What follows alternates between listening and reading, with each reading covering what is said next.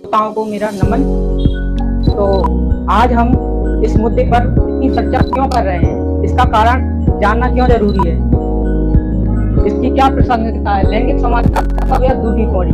वैसे दुनिया में संभव तो हर चीज होती है, क्योंकि स्टार्ट हुआ है ये प्राचीन काल से जब है तो इसका समाधान भी होगा, लेकिन हाल फिलहाल जो है दूर की कौड़ी है।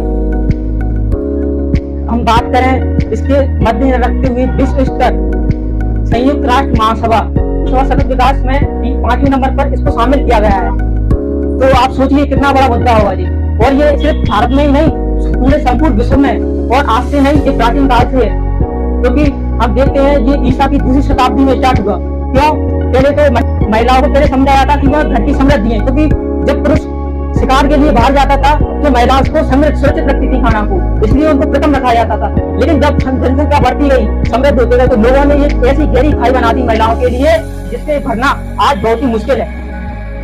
आज इसका दायरा हम सामाजिक, धार्मिक, राजनीतिक आदि क्षेत्रों में देख सकते हैं। समाज में देखें तो आज महिलाओं को एक सिर्फ जिम्मेदारी माना गया है। वो सोचते हैं कि महिलाएं सिर्फ खाना की व्यवस्था कर सकती हैं, सिर्फ बच्चों को पाल सकती हैं, और जहाँ तक और पुरुष है तो बस बाहर जाता है, वो हमारा सबसे बड़ा है, वही हमारे लिए घर के लिए कमा के देता है।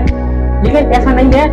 और यहाँ तक देखिए हमारे मुद्दे महिलाओं के निर्णयों में भी भागीदारी नहीं होती उनकी। हम आर्थिक कार्यों में देखें तो कहीं भी औद्योगिक क्षेत्र में देखें तो महिलाओं को नीचे समझा जाता है, पुरुष को प्राथमिक समझा जाता है, उनके वेतन में भी कम दिया जाता है। दूसरा जगह महिलाओं की कम भागीदारी है।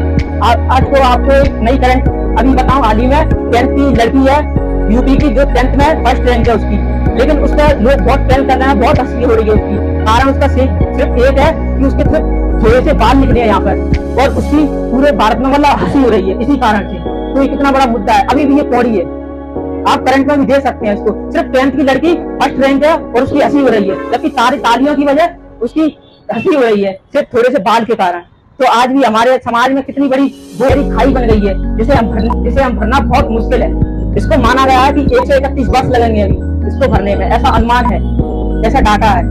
और इसको हम खेल के क्षेत्र में देखें तो लड़कियों का प्रसारण जो टीवियों पर कम दिखाया जाता है, जबकि पुरुषों का देखिए तो आप हर गली मोहल्ले पर लगा होगा, लड़कियों का नहीं। और यहाँ तक कि हम सिर्फ वैज्ञानिक क्षेत्र में देखें तो बड़े बड़े प्रोजेक्टों को लड़कियों को नहीं दिया जाता। क्यों? क्योंकि वो समझ आता है कि कमजोर है। और देखें तो हम सिर्फ महान वैज्ञानिक अब्दुल कलाम से परिचित है, जो मिसाइल मैन है, जबकि मिसाइल वुमेन सेट से तो नहीं है परिचित। ऐसा क्यों? क्योंकि समाज ने हमें यही सिखाया है। और हम बात करें, मुझे सर की एक बात बहुत अच्छी लगती है, क्योंकि मैं उनका स्टूडेंट रहा हूँ, हमें शुरू से ही बताते रहते हैं कि हमने कभी ऐसा भेदभाव नहीं किया। हम अपनी मतलब लड़की के बारे में बताते रहते थे, घर के बारे में। तो हमने भी क्लास में संगठन बनाया था, मैं लड़कियों को मतलब बिल्कुल भी ऐसा नहीं समझते थे कि ये लड़की है, मैं लड़का हूँ, बिल्कुल नहीं समझा। हमने क्लास की लाइन भी नहीं ऐसी होनी थी कि ये लड़की है तो यहाँ बैठ रही है, हम लड़कियां तो यहाँ, हम वहाँ दोनों साथ में बैठते थे। हमें सर ने खुद सिखाया है, क्योंकि हमें सरकार द्वारा जो जेंडर बस्टिंग है उसमें भी सरकार को थोड़ा बहुत देना चाहिए, जो अनुदान होता है जेंडर बस्टिंग के लिए।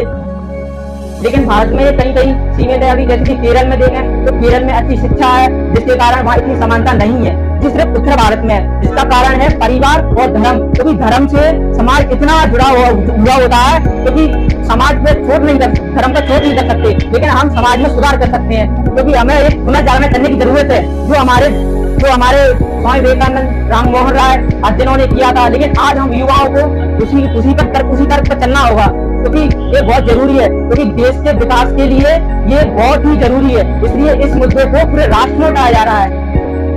थैंक यू सर, धन्यवाद।